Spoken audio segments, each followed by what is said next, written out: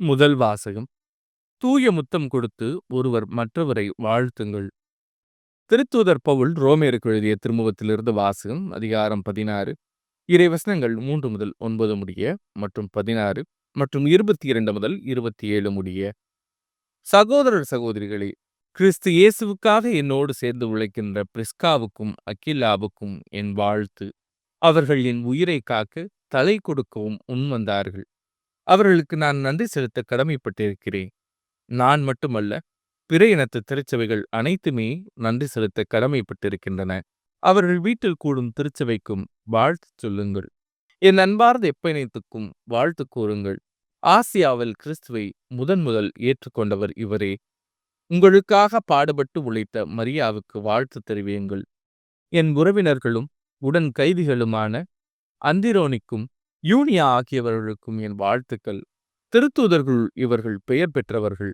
இவர்கள் எனக்கு முன் கிறிஸ்தவர்கள் ஆனார்கள். ஆண்டவருக்கு உரியவரான என் அன்பார்ந்த அம்புலியாத்துக்கும் வாழ்த்துக்கள். கிறிஸ்துவுக்காக உழைக்கும் என் உடன் உழைப்பாளரான உர்பானுக்கும் என் அன்பார்ந்த ஸ்தாக்கிக்கும் வாழ்த்து சொல்லுங்கள். தூய முத்தம் கொடுத்து ஒருவர் மற்றவரை வாழ்த்துங்கள். கிறிஸ்துவின் எல்லா சபைகளும் உங்களுக்கு வாழ்த்து கூறுகின்றன. இந்த திருமுகத்தை எழுதி கொடுத்த தெர்த்தியுவாகிய நான் ஆண்டவருக்கு உரியவன் என்னும் முறையில் உங்களுக்கு வாழ்த்து கூறுகிறேன்.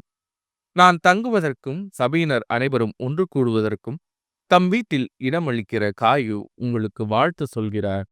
நகரத்தின் பொருளாளரான எரஸ்தும் நம் சகோதரனாகிய குவர்த்தும் உங்களுக்கு வாழ்த்து கூறுகிறார்கள்.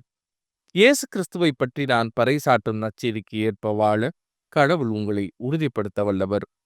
ஊழிக்காலமாக மறைபொருளாக இருந்த இந்த நற்செய்தி இப்பொழுது வெளிப்படுத்தப்பட்டுள்ளது. இறைவாக்கினர் வாயிலாக இது நமக்கு தெளிவாயுள்ளது. என்றும் வாழும் கடவுளின் கட்டளைப்படி எல்லா மக்களினங்களுக்கும் அது தெரிய வந்துள்ளது. இதனால் அவர்கள் நற்செய்தியை கேட்டு நம்பிக்கை கொள்வர்.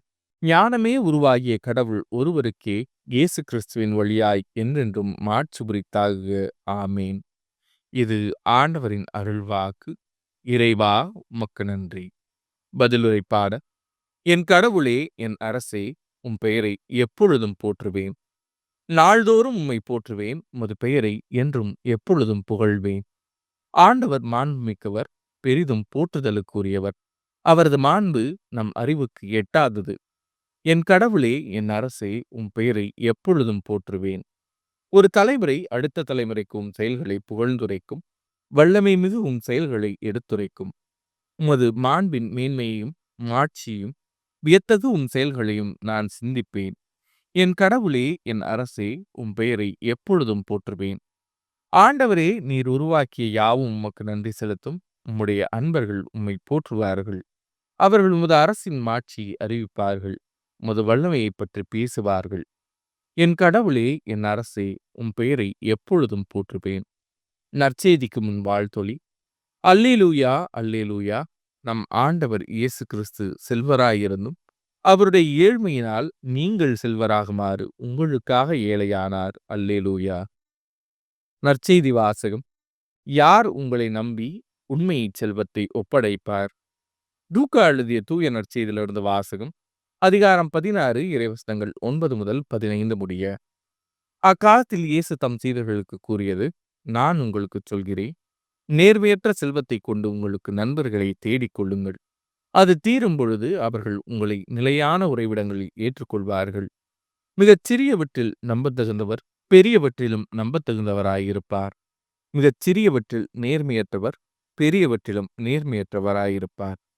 நேர்மையற்ற செல்வத்தை கையாள்வதில் நீங்கள் நம்பத்தகாதவராய் இருந்தால் யார் உங்களை நம்பி உண்மை செல்வத்தை ஒப்படைப்பார்? பிறருக்கு உரியவற்றை கையாள்வதில் நீங்கள் நம்பத்தகாதவர்களாய் போனால் உங்களுக்கு உரியவற்றை உங்களுக்கு கொடுப்பவர் யார்? எந்த வீட்டு வேலையாலும் இரு தலைவர்களுக்கு பணிவிடை செய்ய முடியாது. ஏனெனில் ஒருவரை வெறுத்து மற்றவரிடம் அவர் அன்பு கொள்வார், அல்லது ஒருவரை சார்ந்து கொண்டு மற்றவரை புறக்கணிப்பார். நீங்கள் கடவுளுக்கும் செல்வத்துக்கும் பணிவிடை செய்ய முடியாது. பண ஆசை மிக்க பரிசேயர் இவற்றையெல்லாம் கேட்டு இயேசுவை ஏளனம் செய்தனர். அவர் அவர்களிடம் கூறியது, நீங்கள் உங்களை மக்கள் முன் நேர்மையாளராக காட்டிக்கொள்கிறீர்கள். கடவுள் உங்கள் உள்ளங்களை அறிவார். நீங்கள் உங்களை மக்கள் முன் உயர்ந்தவர்களாக காட்டிக்கொள்வது கடவுள் பார்வையில் அருவருப்பாகும். இது ஆண்டவரின் அருள்வாக்கு. கிறிஸ்துவே உமக்கு புகழ்.